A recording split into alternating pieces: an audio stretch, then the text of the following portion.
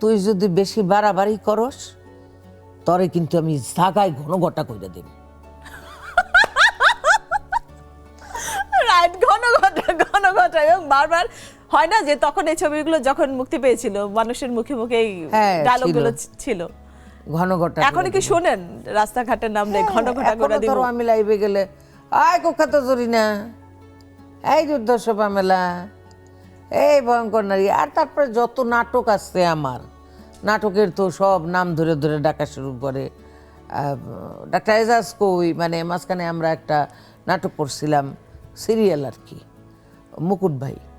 তো কয় মুকুট ভাই কই, মানে সে, আমি তার পিছে পিছে ঘুরি, সে আমারে প্রেম করে আরো 10 জনের সাথেও প্রেম করে, এই নিয়ে আর কি ঝামেলা। এবং আপনি চলচ্চিত্রে কাজ করেছেন আপা, চলচ্চিত্রের যদি চলচ্চিত্রের মধ্যে আরেকটু থাকি, যে সেই সময় দেখলাম আপনার অধিকাংশ ছবিতে হচ্ছে শাহিন আলম ছিলেন, শাহনাজ ছিল, তারপর অরুণা বিশ্বাস ছিল, তারপরে ইলিয়াস কাঞ্চন সাহেব ছিলেন, ইলিয়াস কাঞ্চন ছিল, কবিতা ছিল, তারপর রুবেল ছিল, তারপর আমি মাত্র 3-4টা ছবি দেখেছি, আমি মান্না দেখার সাহেব চেষ্টা ছিলেন। করেছি যে যেন সবগুলো দেখতে পারি। অনেক ইউটিউবে তো দেখা যায় যে অনেক রেজলিউশনও ভালো না, তারপরে দেখার চেষ্টা করেছি।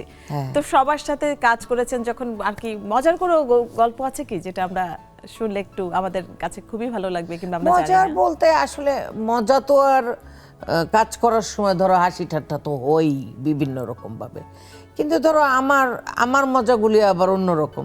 যে আমি ডাইরেক্টরকে চিনি না, প্রডিউসারকে চিনি না, মেকআপ ম্যানকে চিনি না, ক্যামেরাম্যানকে চিনি না, আমারে কাস্টিং করে বসে রয়েছে সেন্ট্রাল ক্যারেক্টারে।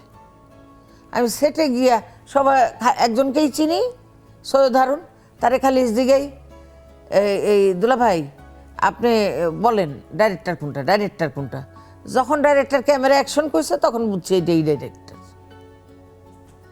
এরকম সব ঘটনা আছে আমার। তো এইগুলো একটা মানে মনে রাখার মতো বিষয়। আর এই যে আমি যাকে স্বপ্ন দেখে সিনেমাতে এসেছিলাম, সেই ববিতা ম্যাডামের সঙ্গে কাজ করেছি, এটা আমার অনেক বড় পাওনা না? কয়টা কাজ করেছেন তার সাথে? বেশ অনেকগুলো কাজ করেছি।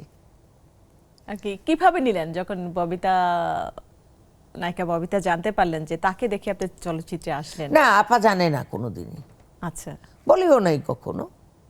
আর আমার পছন্দের নায়ক ছিল হচ্ছে আলমগীর সাহেব।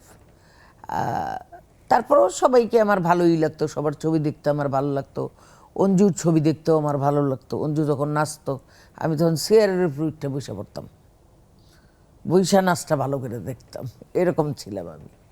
যাই হোক, এই হলো সিনেমার ইতিহাস।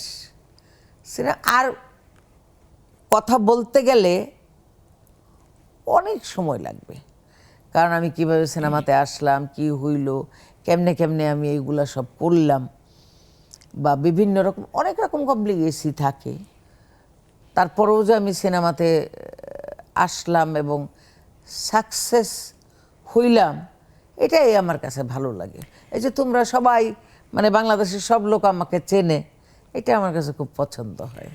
যখন অশ্লীল ছবির ট্রেন্ড শুরু হলো, তো সেই সময়কার মধ্য দিয়ে তো আপনি গিয়েছেন এবং আপনার কয়েকটা ছবিও তো সেই ঘরানারই ছিল।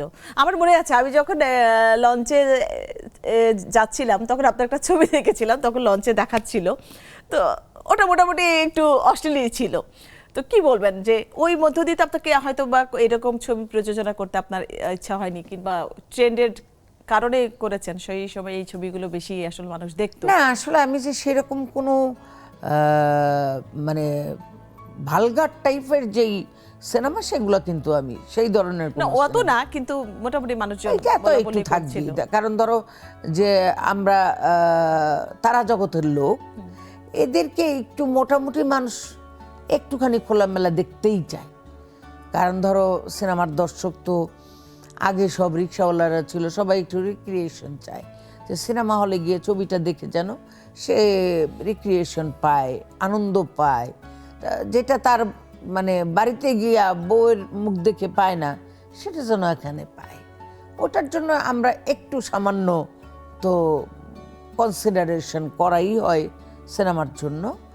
আর তাছাড়া আমি এইরকম কোনো ভালগার ছবি বানাইনি, অনেক বছর ছবির থেকে বিরত ছিলাম, বানাই নেই। এখন নাটকও প্রযোজনা করছেন, নাটকে অভিনয় করছেন।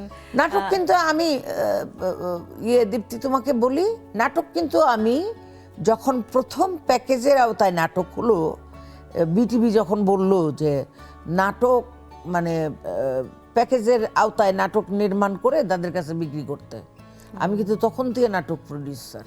ও, আমরা নাটক নিয়ে চমৎকার এবং একটা question আমি আছে। আমাদের যে আহমেদ ইউসুফ সাবের, তারপরে মোহন খান, এদেরকে কিন্তু পরিচালক আমার নাটক দিয়েই হয়েছে।